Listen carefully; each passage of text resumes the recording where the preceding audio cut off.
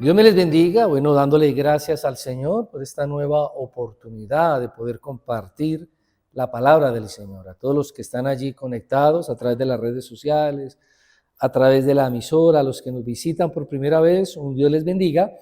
Y les invito a que abran la Biblia, allí en Hechos capítulo 23, estaremos leyendo del verso 12 hasta el 24. Vamos a orar y luego entonces leemos la palabra del Señor. Señor, te doy gracias, Padre mío, Dios bueno y soberano, gracias por el privilegio enorme de poder estar compartiendo tu bendita palabra, pidiéndote, Señor, que hagas lo que tú sabes hacer, que toques los corazones de aquellos que están oyendo el mensaje, que están escuchando, que seas tú ministrando, obrando, quebrantando el corazón endurecido y poniendo el sentir, el querer, el hacer en todos aquellos que ahora mismo se conectan, para que no solamente se escuche el amén, que es así sea, sino que se ponga en práctica lo que han de escuchar. A ti la gloria y la honra, en el nombre de Jesús. Amén. Bueno, muy bien, como lo dije hace un instante, Hechos capítulo 23, verso 12, dice la palabra del Señor. Venido el día, algunos de los judíos tramaron un complot y se juramentaron bajo maldición diciendo que no comerían ni beberían hasta que hubiesen dado muerte a Pablo. Eran más de 40 los que habían hecho esta conjuración, los cuales fueron a los principales sacerdotes y a los ancianos y dijeron: nosotros nos hemos juramentado bajo maldición a no gustar nada hasta que hayamos dado muerte a Pablo. Ahora pues, vosotros con el concilio requirid al tribuno que le traiga mañana ante vosotros, como que queréis indagar alguna cosa más cierta acerca de él, y nosotros estaremos listos para matarle antes que llegue. Mas el hijo de la hermana de Pablo, oyendo hablar de la celada, fue y entró en la fortaleza y dio aviso a Pablo. Pablo, llamando a uno de los centuriones, dijo: lleva a este joven ante el tribuno, porque tiene cierto aviso que darle. Él, entonces, tomándole, le llevó al tribuno y dijo: el preso Pablo me llamó y me rogó que trajese ante ti a este joven, que tiene algo que hablarte. El tribuno, tomándole de la mano y retirándose aparte, le preguntó: ¿qué es lo que tienes que decirme? Él le dijo: los judíos han convenido en rogarte que mañana lleves a Pablo ante el concilio, como que van a inquirir alguna cosa más cierta acerca de él. Pero tú no les creas, porque más de 40 hombres de ellos le acechan, los cuales se han juramentado bajo maldición a no comer ni beber hasta que le hayan dado muerte, y ahora están listos esperando tu promesa. Entonces el tribuno despidió al joven, mandándole que a nadie dijese que le había dado aviso de esto.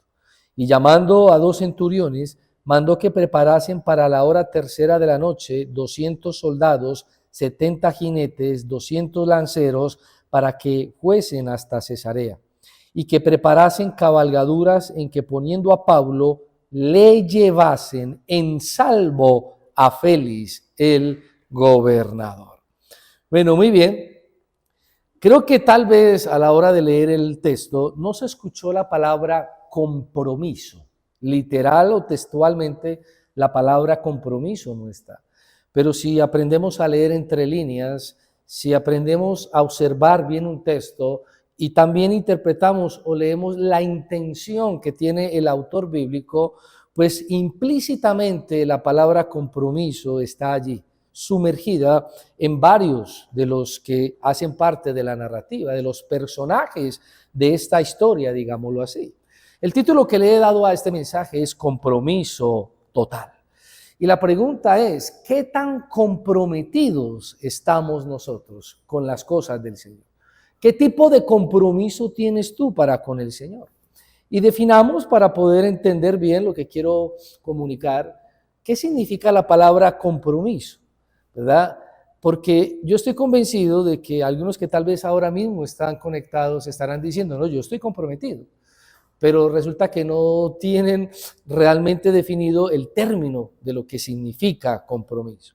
La palabra compromiso viene de la palabra compromisum, desde el latín, que significa responsabilidad u obligación. Tiene que ver con un pacto, tiene que ver con una alianza, y desde los componentes léxicos, compromisum, entonces se divide en tres. Con, que viene a ser un prefijo que significa todo junto. Pro es adelante y missus, enviado.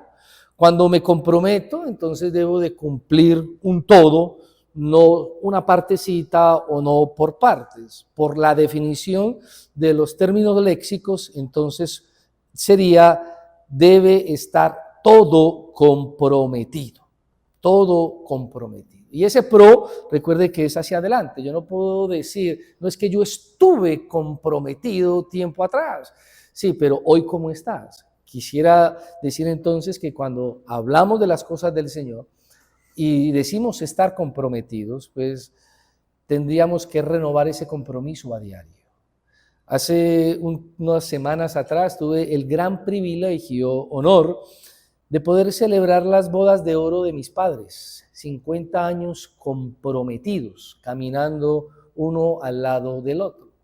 Y su hijo mayor, pues tuve ese gran privilegio, este servidor, donde en la ceremonia ellos renovaron los votos de seguir caminando a pesar de las adversidades, de las dificultades. Y esta ilustración pues vale para que usted que tal vez dice ser hijo de Dios y sirve a Dios, pues ese compromiso se renueve a diario, porque ante la pregunta que arranqué, ¿qué tipo de compromiso tienes? ¿Cómo está tu compromiso delante del Señor? Mis queridos, si vamos a la palabra de Dios, vemos algunos ejemplos de personajes que marcaron de verdad allí un punto en la historia donde demostraron, no solamente con palabras, sino con su propia vida, que tenían un compromiso total.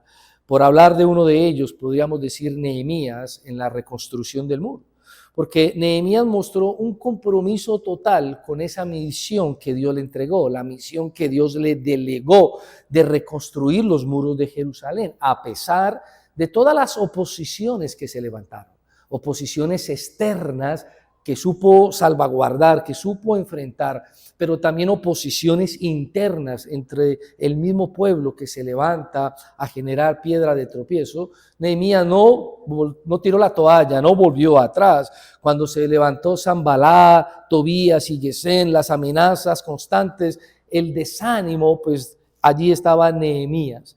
Y allí Nehemías deja algo claro. Y él dice, estoy ocupado en una gran obra y no puedo bajar. ¿Por qué habría de dejar la obra y descender a ustedes? Había un compromiso tan fuerte que Nehemías lo tenía claro. Y ese compromiso era inquebrantable. De hecho, el muro fue reconstruido en un tiempo récord, 52 días, lo que tal vez sería imposible humanamente para muchos. Lo cierto del caso es que se logró. Pero podíamos ver un compromiso que no fue del mismo talante, un compromiso total, donde a pesar de las oposiciones, de las adversidades, se logró y se cumplió. Este personaje llamado Nehemías, pero vemos a otro como un profeta. Recuerden aquel profeta Jonás, servidor de Dios, representante de Dios aquí en esta tierra, donde un día Dios lo llama. Jonás, levántate y ve a Nínive. Y Jonás se levanta, pero va en contravía, va en rebeldía, porque no está de acuerdo en ir a pregonar, en ir a predicar a Nínive, porque Jonás pues conoce a Dios, que es misericordioso, que perdona, que es amor, y también conoce a Nínive, un pueblo malvado, que según él, su perspectiva no merece el perdón de Dios, y por eso huye de Dios. Sin embargo, vemos allí que el propósito de Dios se cumple, aunque este personaje llamado Jonás, pues no estaba comprometido realmente con la obra, con su llamado, con la misión, porque fue rebelde. Y eso le trajo consecuencias. Su falta de compromiso lo llevó a que se generara una tormenta en el mar y terminó siendo arrojado a la mar, tragado por un gran pez. Y allí vemos como el fracaso de este hombre, solo después de orar dentro del gran vientre de ese pez, él ora a Dios y el pez lo vomita en la orilla. Incluso cuando obedeció, su corazón no estaba comprometido porque había rabia. Él predica en Nínive, pero sin pasión, sin amor, sin fervor, lo hace casi que a regañadientes. Y cuando él ve que la ciudad realmente se está arrepintiendo, en lugar de alegrarse, lo que hace es enojarse con Dios. Allí, digamos que fracasó él como profeta, pero el propósito de Dios al final se cumplió. ¿Cómo está nuestro compromiso con el Señor? Ahorita les dije que la palabra compromiso no la escuchamos, no la leemos, pero implícitamente está casi que en cada verso de la narrativa. Vemos allí algunos compromisos. El primer compromiso que yo veo es un compromiso maligno. ¿Cómo es posible que algunas personas se comprometen a ir en contra del plan de Dios? Dios tiene un plan, y el plan es la redención del ser humano. Y hay un instrumento que en la narrativa de Hechos está marcando un fuerte punto, y es el apóstol Pablo. Y Pablo es instrumento útil en las manos de Dios para cumplir el propósito de Dios, la misión que Dios le da a Pablo. Pablo es ese instrumento, ¿verdad? Pero hay cantidad de personas, dice el texto, que alrededor de 40 personas se unen y realizan un plan. El plan es ir en contra del plan de Dios, y quien está ejecutando el plan de Dios es el apóstol Pablo. Entonces se comprometen de manera total, al punto de ayunar, al punto de juramentar bajo maldición. No vamos a, ¿qué? Ellos dicen, no vamos a comer, no vamos a beber hasta que veamos el plan hecho. Y el plan era matar al apóstol Pablo. Entonces había un compromiso de maldad. Y ese compromiso no solamente eran estos 40 o más de 40, sino que hay un complot y se suman las autoridades, porque ellos van y le dicen entonces a los ancianos, a los sacerdotes, y estos no hacen oposición, no se quejan, no, sencillamente ellos están de acuerdo, y paradójicamente es lo que ocurre. Y hay un compromiso total. Ellos hacen parte porque ellos les dicen, mira, vayan, ustedes mándenlo a traer. Y que faltó algo por preguntar. Y cuando ustedes lo traigan, entonces nosotros estaremos listos para matarlo. Ese Sanedrín, ese grupo de religiosos, de grandes líderes, ancianos y sacerdotes, estuvieron de acuerdo y participaron de esa conspiración contra Pablo. Estaban comprometidos aún a que aquel que estaba ejecutando el plan de Dios perdiera la vida. Un compromiso total. Y creo que mucha gente ahora hace compromisos que no tienen que ver con Dios, y no importa, llueva, truene, relampaguee, están comprometidos con la causa, están comprometidos con su sueño, están comprometidos con su proyecto, están comprometidos con aquello que han emprendido, con su emprendimiento, y no importa pasar por encima de quién con tal de lograrlo. Pero cuando realmente las personas se comprometen con la obra de Dios, con su llamado, con la misión, con el ir y predicar y el ir y compartir el evangelio, que es la gran comisión, tal vez ante la primera objeción, ante la primera piedra de tropiezo, pues rompen el compromiso, y creo que esa no es la idea. ¿Qué es lo que seguimos viendo allí? Después de ese compromiso maligno, vemos entonces otro compromiso, porque en escena aparece alguien. Bueno, o más bien hablemos del que está privado de la libertad, que es Pablo. Y yo para Pablo presento como un compromiso inquebrantable. Pablo está preso en esta oportunidad, ¿cierto? Está privado de la libertad por pregonar, por anunciar, por proclamar la verdad, por hacer caso al llamado. Pero a Pablo nada lo detiene. Pablo no ha tirado la toalla. Él no es malo, al contrario, es instrumento en las manos de Dios, un instrumento útil, está haciendo lo que el Señor le envió a hacer. Pero siempre va a haber oposición, pero Pablo no se queja, Pablo no reniega, Pablo no quebranta el compromiso, Pablo sigue adelante, Pablo está con la esperanza de que si Dios lo llamó, Dios lo lleva, pues Dios lo guarda, y no quiebra ese compromiso. Es un compromiso inquebrantable. En otras oportunidades, por allá en Hechos 16, cuando estaba en Éfeso, ¿qué ocurrió? Igual estuvo preso, y en lo más profundo de la cárcel, atado las manos y los pies al cepo. Imagínate, Y ahí estaba junto con Silas, no renegó. Por el contrario, exaltó, glorificó, alabó al Señor. Un compromiso inquebrantable. Y quiero que tal vez medites, porque si tú sirves al Señor, ¿cuántas veces has tirado la toalla? ¿Cuántas veces has desistido? ¿Cuántas veces has menguado? ¿Cuántas veces has dicho, no, esto no es para mí, es que hay mucha oposición, hay mucha dificultad y además mire el clima cómo está, con este frío, cómo voy a llegar para llegar al grupo familiar, para ir a la iglesia, para ir a ministrar, para ir a diaconar, ¿no? Que lo haga otro. Y entonces esos compromisos se quiebran, porque al inicio tal vez en ese primer amor, Señor, aquí estoy, envíame a mí, yo iré. Aquí cuenta conmigo, pero ante la piedra de tropiezo, ante la adversidad o ante la situación que esté viviendo, porque somos seres emocionales, con sentimientos, y hoy tal vez estamos bien, mañana no tan bien, entonces depende de la situación, es el compromiso. Y yo creo que algo que debe de partir en cada aquel que es cristiano es la convicción, independiente de la situación que se esté viviendo. Porque hoy puede que todo surja bonito, mañana no tanto. Puede ser que hoy todo sea color de rosa, pero mañana le salgan espinas a las rosas. Independiente de la situación, debe de haber convicción. Y la convicción hace que el compromiso que tengo con el Señor sea inquebrantable, que sea inquebrantable como lo fue con Pablo. Como el ejemplo que coloqué ahora con Nehemías, que ante las oposiciones internas y externas no claudicó, no tiró la toalla, cumplió con la misión, cumplió con el llamado. Y eso es lo que creo que todos debemos de hacer. Ahora, la pregunta es, ¿hasta dónde estamos dispuestos a llegar por el Evangelio? ¿Tenemos la misma pasión y entrega que lo tenía Pablo?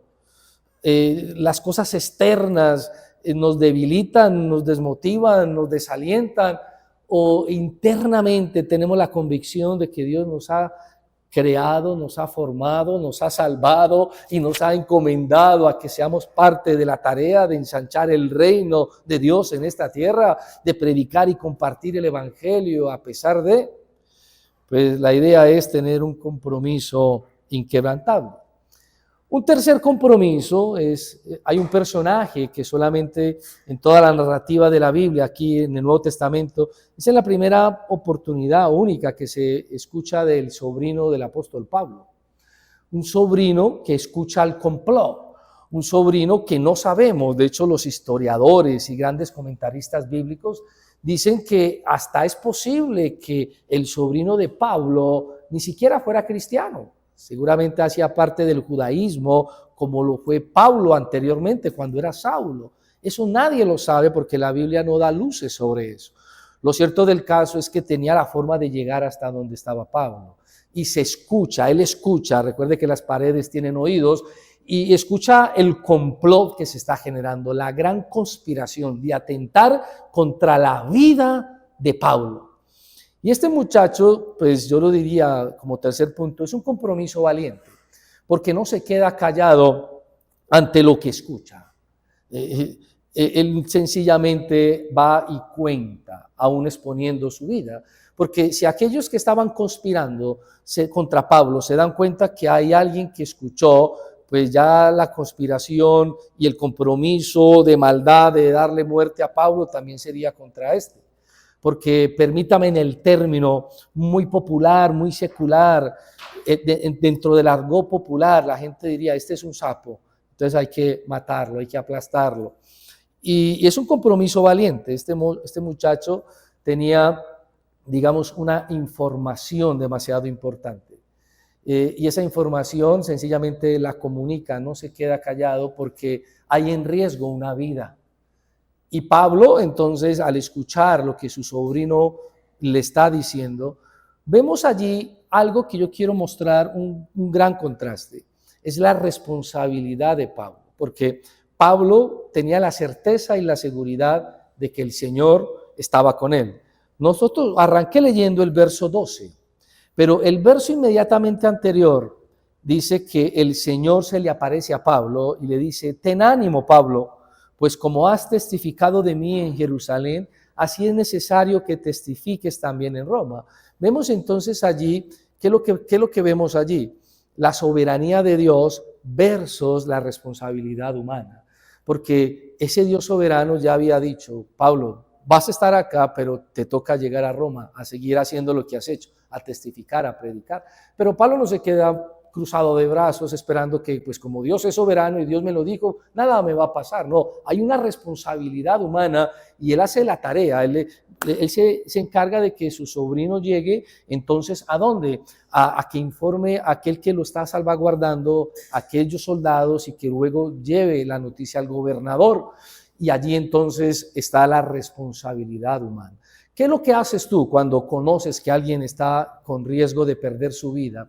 Recuerde que no hablo solamente de la vida física, sino la vida espiritual. Aquel que no conoce a Cristo, el día que muera, pues sencillamente va a tener una muerte segunda, va a estar una eternidad sin el Señor. Pero tú tienes esa noticia fuerte que Cristo puede salvaguardarle, que Cristo puede salvarle. ¿Por qué nos quedamos callados? Tengamos un compromiso valiente como lo tuvo el sobrino de Pablo. Y por último, mis queridos, podemos ver un compromiso fiel.